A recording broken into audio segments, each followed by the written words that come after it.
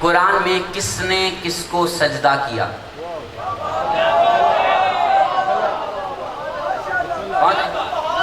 قرآن میں کس نے کس کو سجدہ کیا؟ جواب کیا ملے گا؟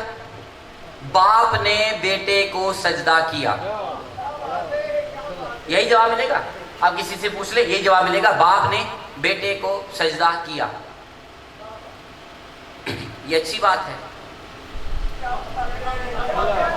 یہ اچھی بات ہے کو باپ بیٹے کے سامنے جھکے, یہ اچھی بات ہے.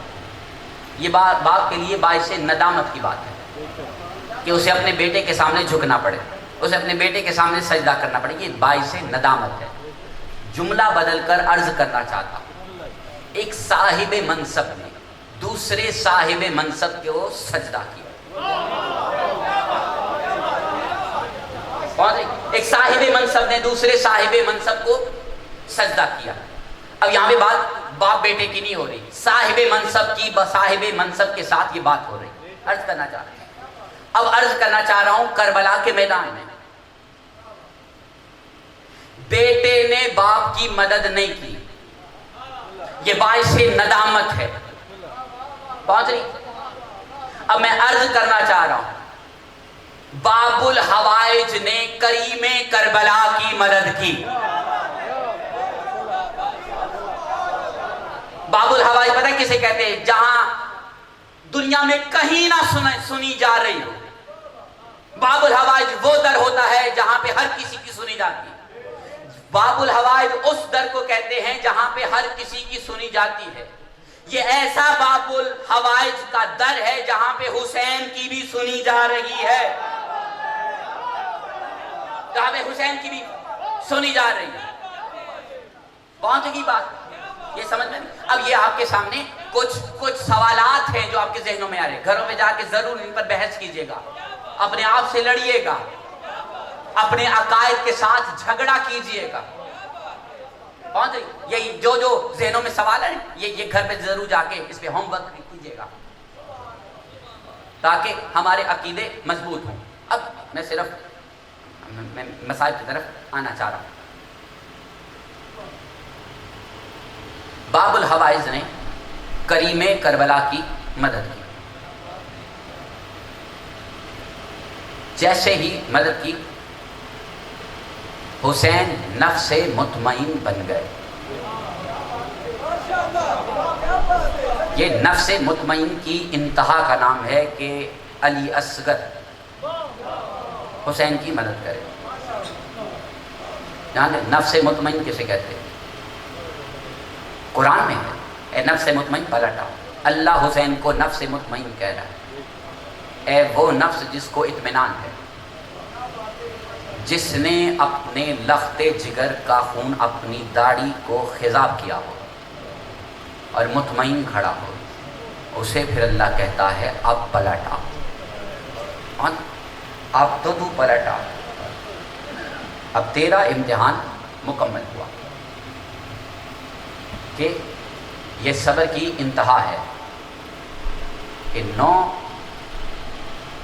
6 مہینے کے بچے کا خون اپنی داڑھی پر خضاب کرنا, کیونکہ اس خون کی طاقت یہ ہے کہ زمین نے کہا حسین مجھ پر نہ گرا.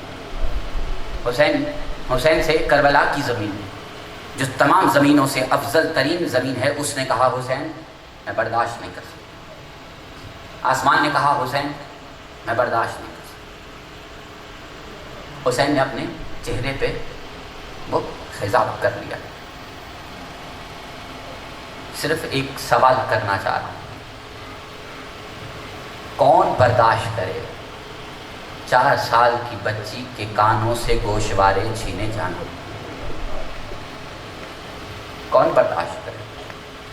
اولاد والے بیٹھے ہو, پاک سکینہ کو پرسا دینے کے لیے یہاں پر اکٹھا ہوئے ہو.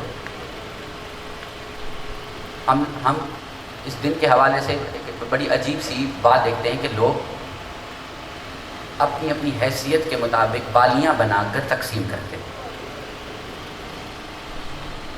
ایک سوال پوچھنا چاہ رہا ہوں, کیوں کرتے ہو؟ بالیاں ہی کیوں؟ کہتے حسین کی بیٹی کی بالیاں کوئی چھین کر لے گیا. جو یہ سوال کرتے نا کہ آپ روتے کیوں ہو، ان کے سامنے جب کہتے نا کہ کوئی بے غیرت حسین کی بچی کی بالیاں لے گیا، تو بہت سارے ایسے ہیں جو کہتے کہ وہاں پہ سب کچھ لٹ گیا تھا، آپ بالیوں پہ رو رہے ہیں. بالیاں چھین کر لے کر گیا ہے. میں صرف ایک اندازہ لگا کر آپ کے سامنے ایک بات عرض کرنا چاہ رہا ہوں، بالکل توجہ سے. دو چار منٹ میں آپ کے درکار ہے. آپ کے گھروں میں اولاد ہے، کسی کو خدا نے بیٹی کی نعمت سے بھی نوازا ہوگا. کبھی فرصت ملے تو اپنی بیٹی کے کانوں پہ تھوڑا سا ہاتھ لگا کر دے، پھر اپنی بیٹی کے رخسار پہ ہاتھ پھیر کے دیکھنا. پھول بھی اتنے نرم نہیں ہوتے، پھول بھی اتنے نرم نہیں ہوتے. پھر ایک لمحے کے لیے سوچنا کہ کوئی اپنی فوج کا سپہ سالار ہو تو اس کے ہاتھ کتنے مضبوط ہوتے. یہ سوچنا کہ جو اپنی فوج کا سپہ سالار ہو اس کے ہاتھ کتنے مضبوط ہوتے ہیں. پھر اندازہ لگانا کہ وہ ہاتھ ایسے گالوں پہ لگے، ماں دیکھ رہی ہو، باپ خنجر کے نیچے دیکھ رہا ہو، باپ پہ کیا بیتے گی، ماں پہ کیا بیتے گی، بھائی پر کیا بیتے گی. صرف اس کا اندازہ لگانا. اور میں صرف عرض کرنا چاہ رہا ہوں، صرف بالیاں نہیں کھینچی گئی، صرف توجہ سے صرف میری طرف ایک لمحے کے لیے میری طرف دیکھنا. اس ظالم نے پاک سکینہ کے بالوں پہ ہاتھ رکھا، چہرے کو جتنا بلند کر سکتا تھا اس نے بلند کیا، اور منہ پہ تماچے مارے. اتنی حسین کے گردن پہ ضربیں نہیں ماری تھی جتنی سکینہ کے منہ پہ تماچے مارے. وہ ہر تماچے پہ کہتے رہی بابا مجھے بچاؤ، بابا مجھے بچاؤ. کبھی کہتی رہی او چچا عباس مجھے بچاؤ. زمین پہ گرتی وہ اٹھاتا، پھر تماچے مارتا، گراتا. بس میں جملے عرض کرنا چاہتا ہوں، کتنا ظلم کیا ہے حسین کی لاڈلی پر، کتنا ظلم کیا ہے حسین کی لاڈلی پر. میں ایک سوال پوچھنا چاہتا ہوں، اولاد والوں سے پوچھنا چاہتا ہوں، چھوٹے چھوٹے جن کے گھروں میں ہیں ان سے ایک سوال پوچھنا چاہتا ہوں. کسی کمرے میں اگر اندھیرا ہو تمہارا بچہ نہیں جاتا، گھبراتا ہے، کہتے میرے ساتھ کوئی آئے. بابا ڈر لگتا ہے، اماں ڈر لگتا ہے. حسین کی لاڈلی کو ساتھ قید خانوں کے پیچھے رکھا گیا جہاں پہ اتنا اندھیرا تھا. کیسے رہی حسین کی بیٹی؟ صرف رونے والوں کے لیے ایک جملہ عرض کرنا چاہتا ہوں. شام والوں نے شکایت کی کہ اس بچی کے رونے سے ہمارے بچے سو نہیں پاتے.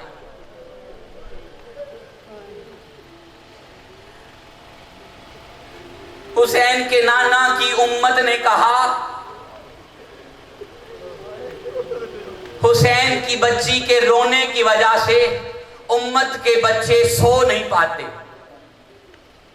اسے چپ کرواؤ، اسے چپ کرواؤ، اس کے رونے کی وجہ سے ہمارے بچے سو نہیں پاتے. حکم دیا گیا کہ اسے اندھیرے میں رکھ دو، اتنے اندھیرے میں رکھو جہاں سے اس کی آواز باہر نہ آ سکے. سپاہی آئے فرمان لے کر، حکم نامہ لے کر، سجاد کی زنجیر کو ہلا کر کہا کہ میں حکم سنانا چاہتا ہوں، ذرا غور سے سنو. حکم سنایا گیا. سجاد روئے، رو کر کھڑے ہوئے، کھڑے ہو کر سکینہ کو اپنی گود میں اٹھایا. سپاہی سے کہا چلو ہم چلتے ہیں. سکینہ کو ایسا لگا کہ رہائی مل گئی ہے. سکینہ نے اپنے بھائی کی گود کو وقت چل رہے ہیں. ایک قید خانہ آیا, اندھیرا آیا, بہن نے بھائی کو مضبوطی سے پکڑا. دوسرا قید خانہ آیا, اندھیرا اور بڑا, سکینہ نے اور مضبوطی سے پکڑا. جتنا اندھیرا بڑھتا جاتا اتنا سکینہ مضبوطی سے پکڑتی جاتی.